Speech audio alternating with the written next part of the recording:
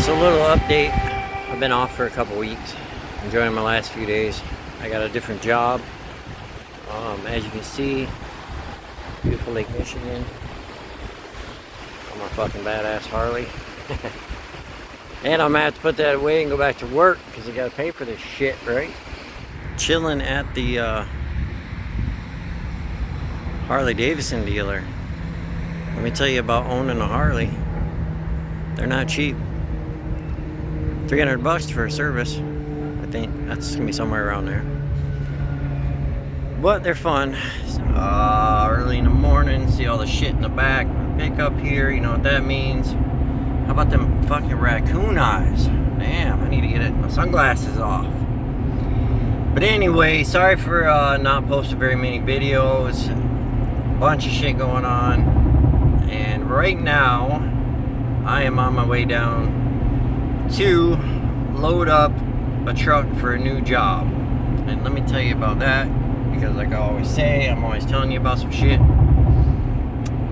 The trucking industry, my brothers, it's just like that, man. So I have no fucking idea how this is gonna go. I went down a couple days ago, took a drug test. I called them last week to catch you up to date, because I'm not real sure what I said in my last video. I quit my other job a few weeks ago, and I just been fucking milling around, going to the beach, going on bike trips and other trips, and you know, enjoying myself a little bit for the last few weeks. And I spent a shit ton of money and all that stuff, so I was like, yeah, I probably better get a job. So I started calling around. Well, the motherfucking trucking industry, man, I don't know. I don't know if I'm really gonna say it's going to hell, but it's kind of going to hell. For me, anyway.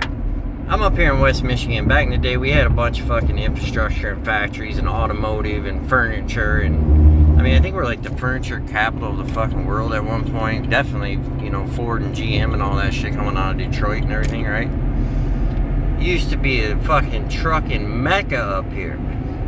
There's so many trucking companies, I could just drive down the street and walk in the door and be like, yo, what's up? And they'd hook me up with a job, right? Not so much anymore. A lot of that shit dried up. A lot of the trucking companies went out of business or shrunk down. And what I was seeing online is a lot of that fucking meaning to fly out somewhere and get a truck and go through long ass orientation and all this bullshit, right?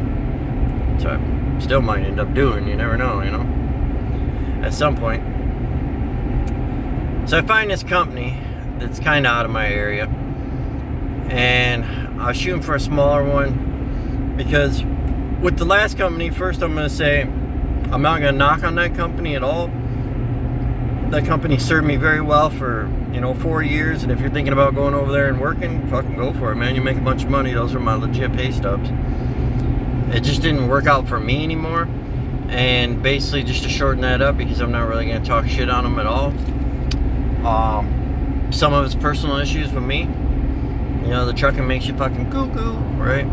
And some of it is, when I started there, they had like 60 trucks or something, and now they got like fucking 200 and climbing. And it's just getting out of hand with their fucking the basic company, the dispatch and all that. They're fucking awesome, man. I mean, you can make money, the guys are cool as fuck, all that shit. It's the fucking safety department. Safety department is fucking bullshit. It's absolute bullshit. Cameras in the trucks, fucking tracking everything, limiting the speed. When I first started, the speed was 75. Now it's 68.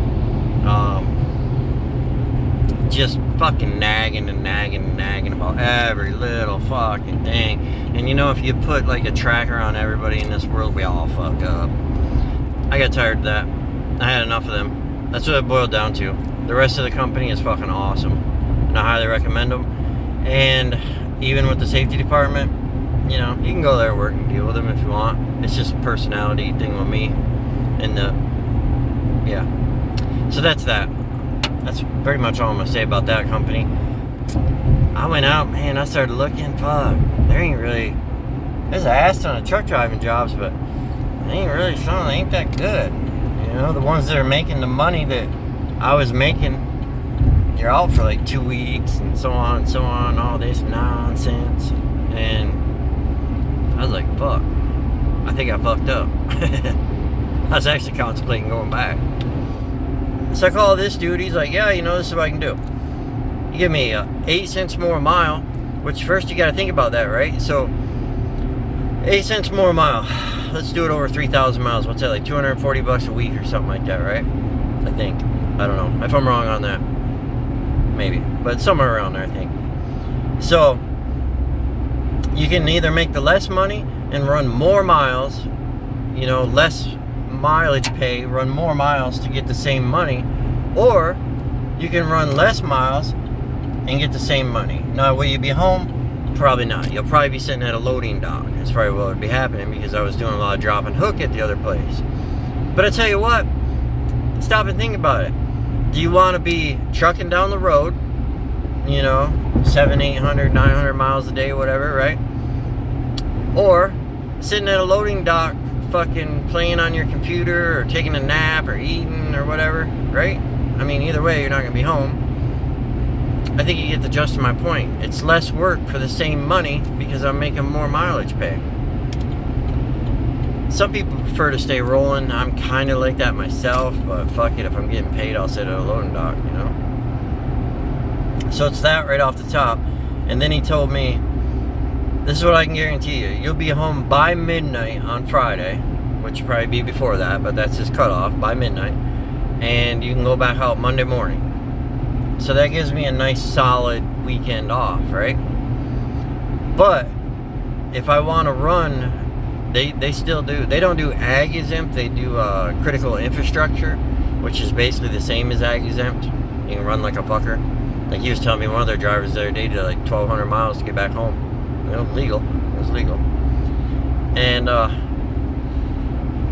so what if I want to kick it back in, you know, like say I want to work a couple weeks, take the weekends off, enjoy myself, and then I'm like, yeah, I better make some money, you know. I just got to tell them like 4 or 5 days in advance that, hey, I want to run next week, stay out longer, or just stay out in general, or whatever I want to do, right? And then they'll pre-plan that so then I can bust out, you know, the 4,500 miles a week or whatever they got. So it gives me kind of a choice, right? Because the other way I was almost forced. It was either run the long miles or cut back and go sit around and don't. You know, I basically went from 4,700 miles a week, right? And then when I asked to get more time off, which I was just talking a couple days, you know, off when I get back, they dropped me back to like 2,600 miles. You know, so it was like feast or famine. And I'm like, fuck this. So this guy's giving me a choice, you know? I'm not obligated to run the miles, but they're there if I want them, which you guys know me. I mean, I'm going to run them most of the time. But when I get burned out and I start getting tired like that, sometimes I need to just take a few weeks and just run, you know, 2,800 miles, 2,500 miles or whatever for a few weeks. All right, well, I'm back. I had to answer that phone call, but I'm home now. In my little crash pad here, my favorite spot. Well, anyway, you know, driving down there, you don't know what kind of truck you're going to end up with, because I always say you want to see the truck before you like fill out all the paperwork, do the orientation and all that bullshit. But sometimes the truck's not around. Either it's still out on the road, or in this case it was in the shop, so I couldn't see it. And I was just like, all right, I'm just going to roll with it. So let me tell you how this went. Talked to the dude on the phone. Like I said earlier, everything sounded good. But it generally does sound good, right? You know? So I'm like, all right. And then I was supposed to go, this was on like a Thursday. And I said, well, I'll come in on Monday, you know, do our paperwork or whatever, right? Well, I get there on Monday. And you know, the office is just like a little rental basement office and not that great of a building.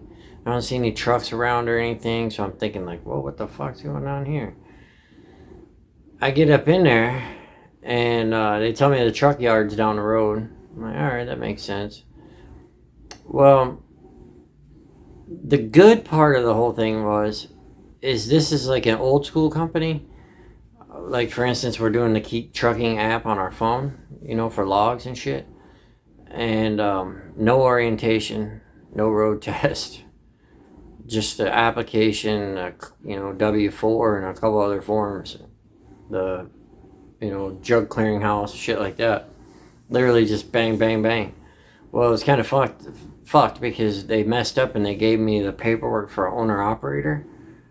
So I'm signing this shit and I'm going and talking about escrow accounts and how much I'm going to have to pay back on damages and just all this shit. And then finally I'm like, wait, what?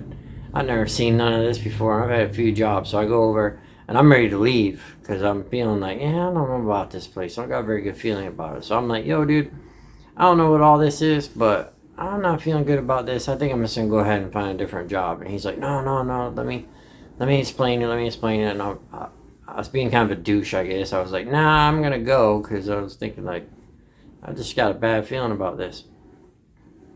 So he explains it. Well, he looks at it and he's like, oh, shit, that's for owner-operators. I didn't mean to give you that form. Scratched all that out, So that was gone. And then I'm feeling a little bit better about it. I finish up. They give me a fuel card and shit. Tell me the truck will be ready Thursday. I can go set it up Friday. And I was originally going to go out Monday, but I ended up telling him that I wanted to go out Saturday because I'm tired of sitting around. So I leave there, and I'm still not having that great of a feeling about it. I'm like, man, this just seems a little sketchy, And I go take my drug test, and then I'm being insistent. I'm like, okay, where's this truck yard at? And they're like, oh, it's down the road. You can go there Friday. The truck will be there. And I was like, where's it at? Let me have the address. I want to go see. Because I want to just at least go look over some of their equipment, and get an idea what the hell they got going on. Well, I get down there. I pull in. It's down like this gravel road. There's like a towing company and just a bunch of random companies and junk cars and junk trailers and shit sitting everywhere, and then their trailers are just like sitting out in the alley, and the trucks are open. It's just kind of a clusterfuck, I'm kind of used to like companies that have truck yards and shit. I mean, the one before this last job, they had like a gated asphalt, cameras, all kinds of shit. So I'm like, man, this is sketchy. So I just jump out and I start, just kind of randomly like looking at their tires and shit like that to just see how they operate. Well, yeah, everything looks pretty legal, the equipment really isn't that old. It's not that well taken care of from like a wash perspective or anything like that, but that's kind of on the driver, and a lot of drivers don't fuck around washing their stuff. So I'm like, alright, I think this will work, but I'm not sure. So I texted him and I'm like, you realize I need a place to park the truck, right? Because he had said earlier, you can come get the truck, take it home on Friday if you want. And I was like, I can park it here, can't I? He's like, yeah, because I don't have nowhere to park a truck right now. I live in an apartment. I don't have my house no more. And he's like, yeah, there's plenty of room, you can park in there and everything. And I'm like, all right, cool. You just line up on the railroad tracks. He's like, yeah. I was like, nobody fucks with the shit in the truck, saying be stealing my GPS, my TV and shit. And he's like, no, they don't mess with nothing. Well, then I'm driving down the road, and he probably thinks I'm annoying, because then I'm thinking about, wait a minute, what about my fucking pickup? So I text him again. I'm like, where do I put my fucking pickup at? Like, just over by the railroad tracks? And like, yeah, I don't like that whole idea. And I think he was getting a little frustrated with me because he was like, man, I wish you would have talked to the mechanic while you were there. He would have explained it. But then he sent me a Google Maps, with some circles on it. He's like, here's where you park, blah, blah. And I will say on that, before I forget, when I was down there today, there was nice vehicles parked all along through there. So people must not fuck with shit. And my truck is insured, so whatever, right? Well, I'm rolling home, and it's hard to make a decision. Am I doing it right? Because you can go to a fucking mega carrier that's got fancy-ass office and all this fancy trucks and, this and that and the other thing. They might not be as good as this guy who's working out of a fucking pole barn, You just don't know. I've had it both ways. I've never been in a mega carrier, but I've worked for some very small people. I worked for a guy who once only had 5 trucks. So I'm rolling down the road, and I'm thinking, man, I don't know if it's the right decision or not. It always sucks when you go out on the road, and then you're out, and then you realize, like, oh, this company sucks. And you spend all your time setting up the truck and cleaning it and all that bullshit. So I'm riding home, and I'm like, man, I don't know what to think. Well, I went back in my mind years back. I had basically the same situation where I went to this company to pick up the truck. They were in the back of a pool supply company.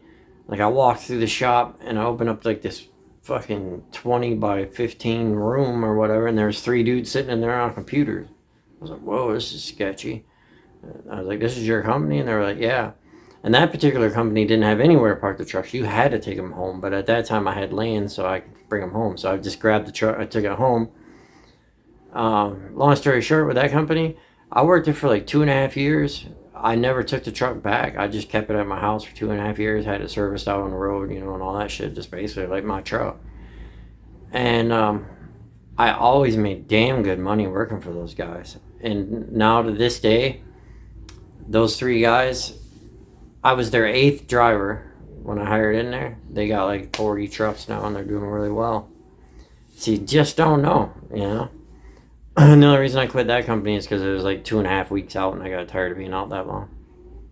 But that made me decide, like, well, give it a shot, because that other one did work for quite a while. But then, like, today, I had kind of weeded through everything else and was feeling pretty good about everything else. But today, I'm just driving down there when I was making that video earlier, or the part of this video earlier, and I'm thinking, oh, fuck, man. Like, what if this truck's just a complete piece of shit? Well, it wasn't too bad. I got down there. It's a 2021 Freightliner Cascadia. It's in good shape. The driver that had it before me didn't take very good care of it. Like, the outside is fucking, I don't even know when the last time it's even been washed. The inside, the mechanics did pretty good at wiping it down and, clean this shit out. But I spent like 4 hours on it and a whole jug of Armor All and blowing it and scrubbing everything. And I'll do a little more, as I go. But I cleaned it up pretty nice. The interior is nice. It's like all black, and it has the fucking leather heated and cooled seats and, shit like that. The APU and all that stuff. Fridge. So I had everything I need. It's not fancy, it's just a Cascadia with them dumb wheel covers on the back and shit. But I think once, I'm going to go pick up my load in the morning, and then I'm going straight to the fucking Blue Beacon, and I'll be like, dude, just douche the fuck out of this truck, right? And I got there a few times of that, it'll clean up. And I used to, if you watch my first video, I think it is, I was driving a Cascadia. I got that one brand new, but it was just a basic Cascadia. And we used to haul like really old ass trailers there, like really old shit. So sometimes it isn't all about the equipment, as long as it's legit and legal or whatever.